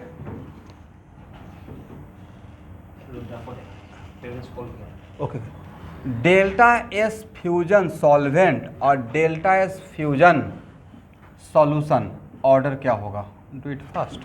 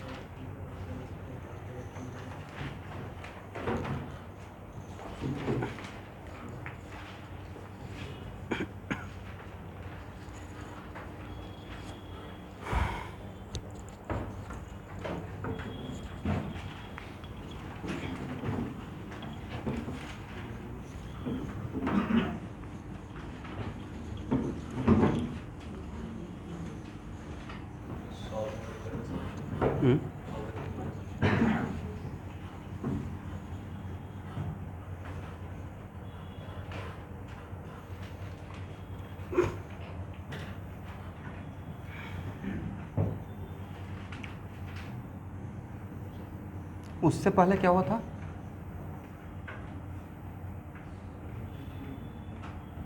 उससे पहले यहाँ पे उल्टा होना चाहिए। चलिए ये लिख, यहाँ तक आ पाएंगे आप लोग? Delta S fusion equal to delta H fusion और डिवाइडेड बाई फ्रीजिंग पॉइंट। यहाँ तक आ सकते हैं? कौन सा इक्वेशन से? Gibbs Helmholtz equation, delta G equal to delta H minus T delta S, it right? यहाँ तक आ जाएंगे। अब नेक्स्ट, सॉल्यूशन का delta H fusion, it is very important to note that solution का डेल्टा एच फ्यूजन और solvent का delta H fusion, melt तो सॉल्वेंट को करना है, वजह सॉल्यूट आपका क्या है? Non volatile, neither freezes nor vaporises, तो वो तो ऑलवेज क्या रहेगा? सॉलिड फेज में ही रहेगा। सॉलिड का सॉलिड फेज ही मान सकते हैं उसको, करेक्ट ना? दैट्स वाई यहाँ पे ये बात बोल सकते हैं, डेल्टा एच फ्यूजन जो प्योर सॉल्वेंट का रहेगा वही मेरा क्या रहेगा? डेल्टा एच फ्यूजन किसका? सॉल्यूशन का। और इसमें एक लाइन कॉन्फिडेंस लिख लीजिएगा, in case of non volatile solute neither freezes nor vaporises. तो जो फ्रीज ही नहीं किया है उसको मेल्ट करने का भी हम लोग बात नहीं करेंगे इन जनरल। अब बताइए, ये तो मेरा फार्मूला बन गया। अब यहाँ पे delta S fusion, change of entropy of solvent लेंगे। चेंज ऑफ एंट्रोपी ऑफ अगर सॉल्वेंट लेते हैं then delta H fusion solvent लिखेंगे, बोलिए हाँ। और divide by freezing point of what? Solvent, correct. और अगर डेल्टा एस फ्यूजन सॉल्यूशन का लेते हैं, किसका एवरीवन? तो delta H fusion, sir solution का डेल्टा एच फ्यूजन या सॉल्वेंट का, इस केस में तो सेम ही रहेगा, बट क्या मैं सही बोल रहा हूं? तो दोनों का, ए का और बी का क्या न्यूमरेटर सेम रहेगा? What what denominator? सॉल्यूशन का फ्रीजिंग पॉइंट कम हो जाएगा, करेक्ट। दैट्स वाई इस केस में इसका ज़्यादा रहेगा, जस्ट उल्टा हो गया। तो यहाँ पे मेन गेम किसका था? डिनोमिनेटर का, ठीक है, क्लियर ना? तो ये भी एक आप लोग समझ पाए मैंने क्या बोला? हाँ ना, कुछ बोलिए भाई। और जिनको नहीं समझ में आया तो ओ ए और बी में एक ही जगह, this one equal to what? This one, but इसका वैल्यू क्या रहेगा? ज़्यादा। मान लेते हैं वाटर है, तो वाटर का, प्योर वाटर का फ्रीजिंग पॉइंट बोलिए 0 डिग्री सी, बट उसमें अगर NaCl डाल देंगे तो उसका फ्रीजिंग पॉइंट -2 डिग्री हो जाएगा। तो केल्विन में कन्वर्ट कीजिएगा तो 273 के रहेगा प्योर वाटर का, बट सॉल्यूशन में कितना रहेगा? 271। अगर -2, अगर 2 degree depression in freezing point है, करेक्ट, तो इसका क्या रहेगा केल्विन में? 271। तो ऑब्वियसली इसका ये वैल्यू क्या रहेगा? ये वैल्यू सॉल्यूशन लिखा रहा हूँ, ये क्या लिखा है? सॉल्यूशन। एक कम हो गया, ये ज़्यादा है और ये कम है, बट ए वैल्यू दोनों का क्या है? सेम है। इसका मतलब डेल्टा एस फ्यूजन, ये आएगा ऑब्जेक्टिव। ये ऑब्जेक्टिव एक्चुअली मेरे अकॉर्डिंग जेई मेन के लेवल को डिजर्व करता है। डेल्टा एस फ्यूजन सॉल्यूशन का, बिकॉज इसमें थर्मोडायनेमिक्स तो आ गया थोड़ा। डेल्टा एस फ्यूजन सॉल्वेंट हो गया ना?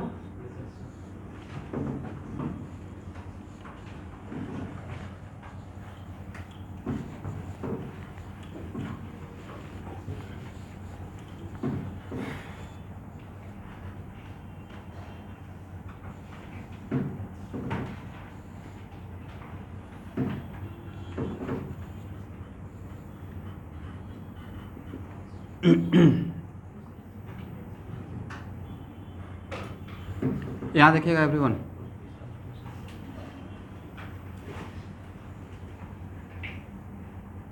कोई प्रॉब्लम नहीं है, just it is kind of theory मान के समझिए बातों को। देखिए,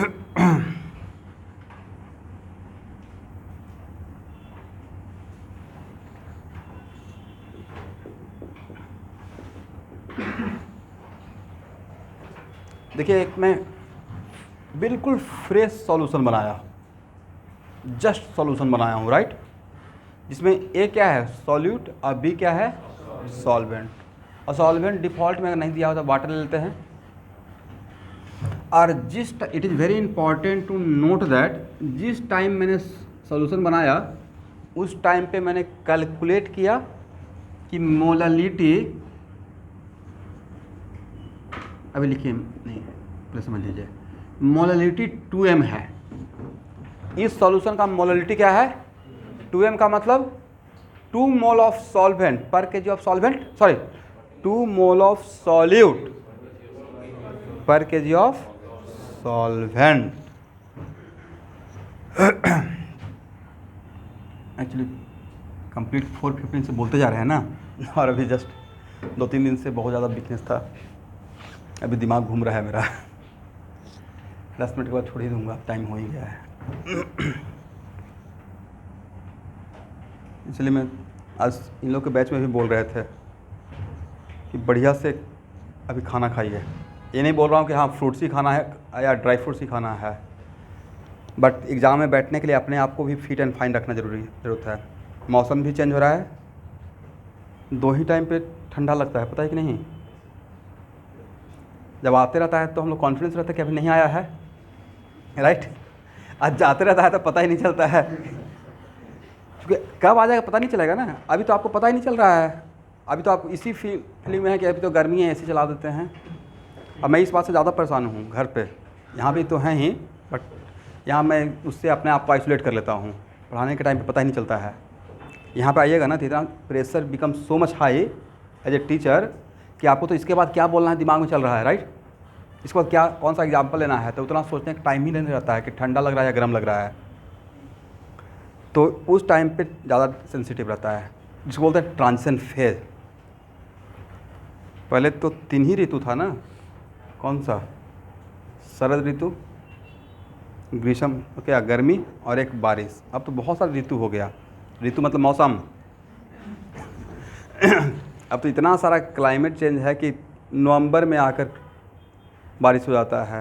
पहले एक फिक्स था, इतना 3 महीना नहीं, 4 मंथ डिवाइडेड था, 4 महीना 4 महीना 4 महीना, बिल्कुल इक्वल डिवीज़न। अभी तो पता ही नहीं चलता है।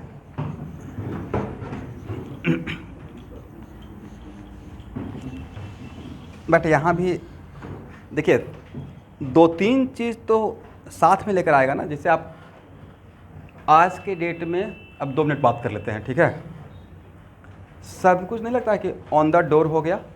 अभी खाना खाने का टाइम है, रात के 9 बजे आपको चिकन खाने का मन है, फ़ोन उठाइएगा, यस।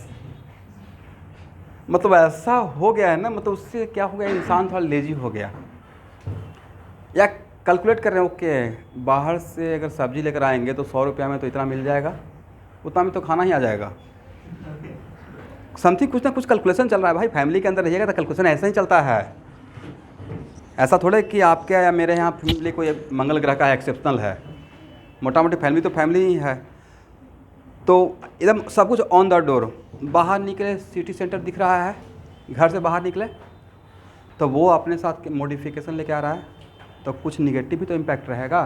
मॉडर्न हो जाएगा तो अपने साथ निगेटिव इम्पैक्ट क्या रहेगा। ट्रैफिक बढ़ रहा है गुवाहाटी में, आज से 12 साल पहले का गुवाहाटी का ट्रैफिक और अभी का आसमान ज़मीन का। अभी तो कुछ कम हो गया, फ्लाईओवर बन रहा है, राइट, थोड़ा डाइवर्ट हुआ है। अदरवाइज तो, लेकिन जितना ज़्यादा ट्रैफिक होता पोल्यूशन भी होगा। अदरवाइज अभी भी फिर भी गुवाहाटी बहुत ही साफ़ सुथरा और क्लीन है भाई। नहीं बिलीव है तो कभी दिल्ली घूम के आइए। किसी को कॉन्फिडेंस नहीं है, बहुत सुकून का लाइफ यहाँ पे है।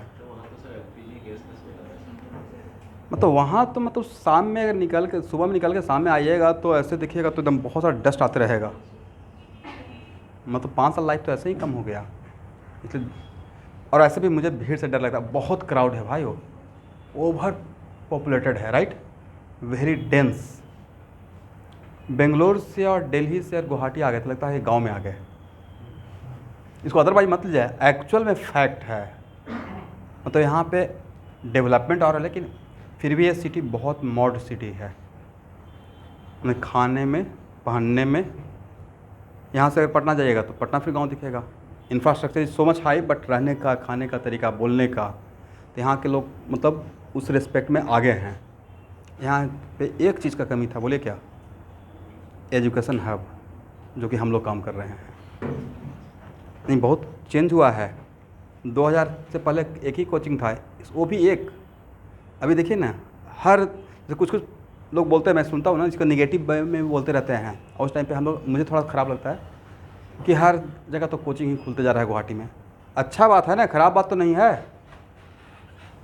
ऑप्शन ज़्यादा है, उसमें रिस्क तो हम लोग को हो गया, कंपटीशन ज़्यादा हो गया, राइट। पहले 2 ही 3 था, तो वही हम ही 3 लोग किंग हैं। बच्चा के पास ऑप्शन नहीं तो ज़्यादा बच्चा आएगा। अभी क्या है, देखते हैं सुबह से शाम तक लगे हुए हैं, एक भी कॉन्सेप्ट नहीं छूटना है, रिजल्ट देना पड़ेगा, एकदम कुछ भी माथा मार रहे हैं, इधर कर रहे हैं, उधर कर रहे हैं, पढ़ाते जा रहे हैं। ऐसे भी I am doing the honest work since 2010। ऐसा नहीं कभी मैं क्लासरूम में आकर रहे नहीं कि हाँ बिना सिलेबस ख़त्म किए हुए या काम किया हूँ। बट अगर ऐसा रहता कि एक ही ऑप्शन रहता कैटलिस्ट, तो कहीं ना कहीं थोड़ा सा लूज पड़ने का चांस था। और बेटर ऑप्शन आ रहा है, इतने सारे कोचिंग क्लास आ रहे हैं। मतलब धीरे धीरे एजुकेशन हब। पहले आईएएस को कोचिंग के लिए कहाँ चाहते? दिल्ली। अब कुछ नहीं, ठीक है, उस लेवल का नहीं है, अचानक से उस लेवल का होगा भी नहीं, बट धीरे धीरे ही तो होगा। धीरे धीरे मार्केट बड़ा होगा तो बड़ा बड़ा ब्रांड आना स्टार्ट हो जाएगा। अब देखते हैं, यहाँ पे सारा ब्रांड आ गया है, रेस्टोरेंट का बोलिए या जो भी चीज़ का बोलिए। इसे बहुत फास्ट रेट से 2 सिटी बहुत फास्ट रेट से ग्रो कर रहा है, गुवाहाटी और पुणे। इंडिया का फास्ट ग्रोइंग सिटी है। मैं तो कभी कभी सोचता हूँ, लेकिन पैसा ही नहीं है कहीं पे मिट्टी खरीदने, कहाँ मिलेगा दोबारा, इतना हाई कॉस्ट हो जाएगा। मतलब सोचते हैं तो कुछ भी सोच सकते हैं, सोचने में क्या जाता है। ये मैंने कि पर्सनल सोचते रहते हैं ना कि मतलब बच्चों के फ्यूचर के लिए क्या करें, कुछ दिमाग लगाते रहते हैं। ये सब सुनकर इग्नोर कर देना रोशन। भाई तुम अपना खुद पढ़ो और खुद देखो, कुछ सोचने से नहीं होता है, सब सारा इंसान अपना किस्मत लेकर आता है। चलिए हम अब इसको थोड़ा सा कहानी बनाकर इस क्लास को आज वाइंड अप करेंगे। देखिए स्टूडेंट, जिस टाइम पे आपने सॉल्यूशन बनाया था उस टाइम पे इस सॉल्यूशन का कंसंट्रेशन कितना था, यहाँ देखिएगा। Yes, right. इसका मतलब वो हुआ कि सॉल्यूशन का था, किस टाइप का सॉल्यूशन का, जो लिक्विड फेज में था। बोलिए मेरे साथ, 2 mole of solute per kg of solvent in liquid phase. बोलिए तो, 2 mole of solute per kg of solvent in which phase, liquid phase. अब हुआ क्या कि अब इसको आप इसका टेम्परेचर कम करना स्टार्ट कर दिए, मतलब इसको फ्रीजिंग पॉइंट पे लाना था, तो ऑब्वियसली टेम्परेचर डाउन करेंगे। तो यहाँ से पहले तो पेपर पे कैलकुलेट करेंगे ना। पहले इस जो फ्रेश सॉल्यूशन बनाए थे तब आपने कैलकुलेट किया था कि okay delta TF should be 4 degree. Delta TF क्या है, मतलब अगर ये सॉल्वेंट एज वाटर है तो फ्रीजिंग पॉइंट कहाँ पे जाएगा, तो फ्रीजिंग पॉइंट रहेगा -4 डिग्री, करेक्ट। ऐसे 0 डिग्री से पे रहता, आप कहाँ रहता, डिग्री के तो -4 पे रहेगा। बट ये आपका तब था जब आपका सारा सॉल्वेंट सारा का सारा क्या था, मोलैलिटी जब 2m था, मोलैलिटी क्या था। बट क्या अचानक से सारा सॉल्यूशन बर्फ बन जाएगा, तो जैसे जैसे ये बर्फ बनना स्टार्ट हुआ, आइस, करेक्ट। तो यहाँ पे जो आपका सॉल्यूट है तो वो है, बहुत कॉन्सेप्चुअल है, इस पे क्वेश्चन दिया हुआ है एक्सरसाइज 1 में, ठीक है। तो जैसे जैसे यहाँ पे आइस बनना स्टार्ट होगा तो non volatile solute neither freezes nor, तो मान लेते हैं कि सॉल्वेंट का some of the amount converted to solid phase ice में चला गया, बट सॉल्यूट तो अभी भी यहाँ पे प्रेजेंट है। तो क्या उसका कॉन्सेंट्रेशन 2m रहेगा या 2m से बढ़ जाएगा, 2m से बढ़ जाएगा। Number of moles of solute per kg of solvent in liquid phase, but ऊपर number of moles of solute ऊपर वाला नोमिनेटर तो सेम रहा, but per kg of solvent in liquid phase वो कम हो गया, तो मोलिटी क्या हो जाएगा, ज़्यादा हो जाएगा। तो ज़्यादा हो जाएगा तो फाइनली क्या, जब लास्ट ड्रॉप ऑफ लिक्विड जब सॉलिड में जा रहा होगा तो उस टाइम पे क्या -4 डिग्री ही आंसर मिलेगा या चेंज हो जाएगा। तो ये जो आप हम लोग क्वेश्चन निकालते हैं वो बिल्कुल t=0 का निकालते हैं, बस एज टाइम पास जब बर्फ़ बनना स्टार्ट हो जाएगा, आइस बनना स्टार्ट होगा, तो उसके साथ साथ उसका डेल्टा TF भी चेंज होता चला जाएगा, राइट। जो फ्रेश सॉल्यूशन का जो निकाले थे, और जब लास्ट में जो आइस बनना स्टार्ट होगा तो उसका ए वैल्यू भी क्या होगा, चेंज होगा, वजह मोलिटी चेंज हो रहा है, हाँ या ना। समझे मेरे बात को, मैंने क्या बोला। तो ऐसा होता है, इसलिए जो आप लोग को क्वेश्चन में आएगा कि find out the delta TF, वो क्या रहेगा, फ्रेश सॉल्यूशन का।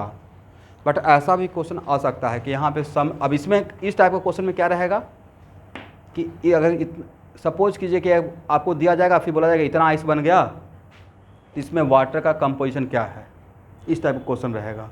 लेकिन मैं सिर्फ अभी यहाँ पे आपको ये समझा रहा था कि अगर यहाँ पे आइस बनना स्टार्ट होगा तो जो आप t=0 पे डेल्टा TF निकाले हैं वही डेल्टा TF नहीं रह जाएगा, डेल्टा TF भी चेंज करना स्टार्ट होगा। क्यों चेंज करेगा, बिकॉज मोलिटी चेंज कर रहा है। क्यों चेंज कर रहा है, क्योंकि सर आइस में तो सॉल्यूट जा नहीं रहा है, जा कौन रहा है, सॉल्वेंट। और यहाँ पे जो मोलिटी में हम लोग जो डिफरेंशियल लिखते हैं वो क्या था, number of moles of solute per kg of in liquid phase, in which phase, liquid phase. Definition को पकड़ के रखना है, समझे मेरी बात को। ओके, आज के लिए इतना है।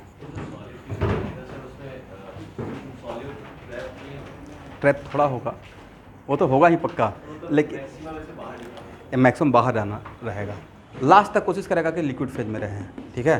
बट ऑब्वियसली वो ट्रैप होगा, इसमें तो ट्रैप होगा, लास्ट में सबका सब फ्रीज हो जाएगा, तो नहीं तक एकदम फंस गया, फंसेगा ही वहाँ पे, ट्रैप होगा।